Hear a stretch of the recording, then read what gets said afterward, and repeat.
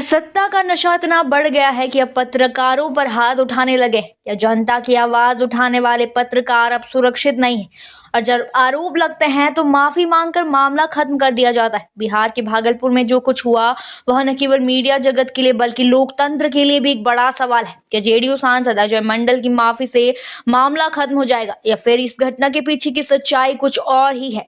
नमस्कार, मैं हूं राधा राणा और आप देख रहे हैं आर्यभट्ट टाइम्स। आज हम बात करेंगे बिहार के भागलपुर से जेडीयू सांसद अजय मंडल पर लगे गंभीर आरोपों की। हाल ही में एक चौंकाने वाली घटना सबके सामने आई है, जहां सांसद अजय मंडल पर पत्रकारों के साथ मारपीट करने और उनके साथ बदसलूकी करने के आरोप लगे। इस घटना का एक कथित वीडियो भी वायरल हुआ, जिसमें देखा जा सकता है कि पत्रकारों के साथ हाथापाई की जा रही।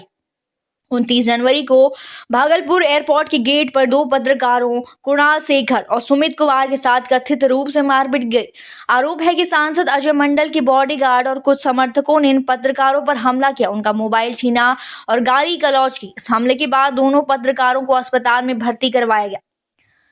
घटना के बाद जब सांसद अजय मंडल से सवाल पूछा गया तो उन्होंने कहा कि यह पूरी घटना गलतफहमी का नतीजा थी। उन्होंने कहा कि उनका बॉडीगार्ड गलत व्यवहार कर रहा था और वह उसी को गाली दे रहे थे, ना कि पत्रकारों को। लेकिन सवाल उठता है कि अगर वे अपने बॉडीगार्ड पर नाराज थे तो फिर पत्रकारों के साथ मारपीट क्यों हुई? इसके बाद सांसद अजय मंडल अस्पताल पहुंचे, जहाँ उन्होंने घायल पत्रकारों का हालचाल जाना और माफी भी मांगी।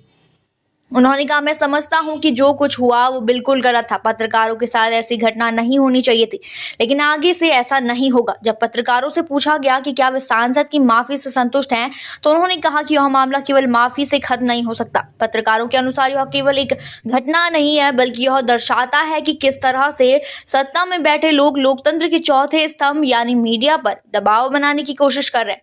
इस पूरे मामले पर बिहार के पूर्व उप मुख्यमंत्री तेजस्वी यादव ने भी सवाल उठाया। उन्होंने कहा कि जब सत्ता के लोग ही पत्रकारों पर हमला करेंगे तो आम जनता का क्या होगा? तेजस्वी यादव ने इस घटना की निंदा करते हुए कहा कि पत्रकारों की सुरक्षा सुनिश्चित करना सरकार की जिम्मेदारी है, लेकिन अगर सत्ता पक्ष के लोग ही इस तरह की घटनाओं को अंजाम देंगे तो लोकतंत्र का क्या होगा? अब सवाल यह है कि क्या पत्रकारों की सुरक्षा को लेकर सरकार कोई ठोस कदम उठाएगी या जेडीयू सांसद अजय मंडल के खिलाफ कोई कार्रवाई होगी, या फिर यह मामला सिर्फ माफी मांग कर रफा दफा कर दी जाएगी? इस पूरे मामले ने एक बार फिर यह साबित कर दिया है कि सत्ता में बैठे लोग जब चाहें मीडिया पर दबाव बना सकते हैं, लेकिन लोकतंत्र में मीडिया की भूमिका सबसे महत्वपूर्ण होती है। ऐसे में सवाल उठता है कि क्या सत्ता पक्ष के लोग मीडिया की आवाज दबाने की कोशिश कर रहे हैं?